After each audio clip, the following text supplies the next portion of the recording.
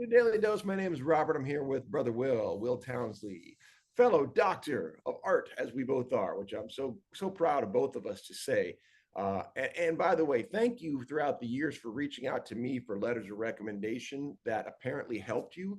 One of my greatest feelings of joy is looking at your bio and seeing some of the films we worked on together right there. I mean, that just makes me go, God, Yeah.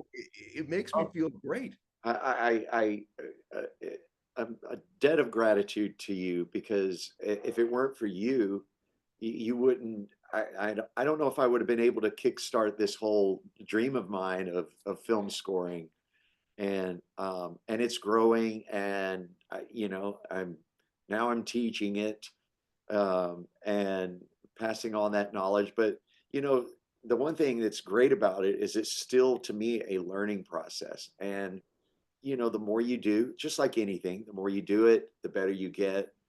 Um, and so I'm totally indebted to you for just much of this career too, So, Well, again, my honor. And one thing really haven't brought up yet is our connection, which is my sister, Christine. And your guys' root goes back to a place called Pete's Dueling Piano Bar. You still play there?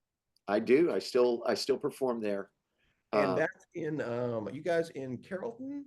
we I'm actually now at the Pete's in Fort Worth, Texas. Okay, you're at Fort Worth. So if people want to check you out, by the way, they can come see you. Which, Yeah. by the way, I can't say enough about how much I love seeing you play. I Well, you are. There's something that people, whenever people meet people who are performers and then you see the other side of them, they kind of go, "What?" And I love to see it because when it's you, it's hard to see. But I love to see it with my sister. And the great joke we always had was my mom and dad coming to see Chris, with and I'd be there. And she'd get off stage, and maybe you guys were doing something a little blue, a little risque, and she'd be in the crowd going, "Oh, she's not like this at home." it is so true. Anybody that, it's funny if I'll have colleagues or even some students happen to wander in, and I'm like, well, you got to see your professor's alter ego. And that's why I call it an alter ego, because I do. I love performing. I love composing more, but I still love performing.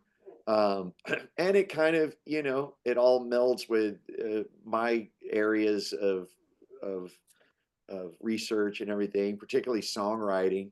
I have a really good friend who's a Nashville songwriter named Scott Sean White, and um, one of the things he mentioned, because he spent years doing cover bands and things, and he goes, I think we got good at songwriting because of we just soaked all these great songs into our DNA over the years.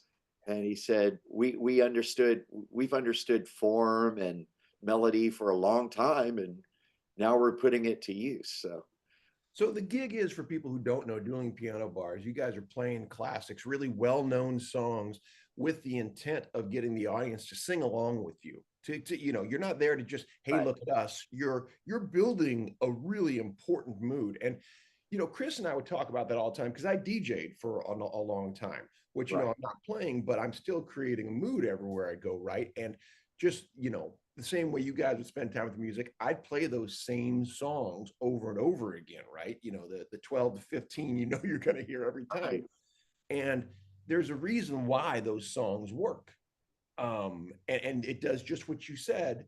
By spending that much time with them, I think it's one of the reasons I'm a good songwriter too, is because I understand structure. I understand the things that work. Uh, Absolutely. and it's what makes us, I think, our partnership so good in that regard too. Yeah. We've spent time in the same world at a deep level.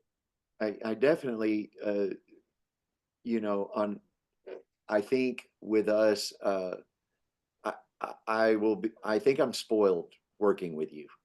I like if I'm nervous about it, if I get approached by anybody else, what it's going to be like, because it's easy working with you, because I know we understand a lot of the same things and we have a lot of the same background. And but mentioning that, and yes, we understand what it's like we're not there for us. We're trying to evoke emotions, That's and it. and that's the great power of music too, is that's evoking emotion. You bring up something really important there about the intent of the song. We're going to save that for the next episode. I want to kick off with that because that's really cool. I never thought about our working together that way in our approach. So, all right, we'll see you on the next dose.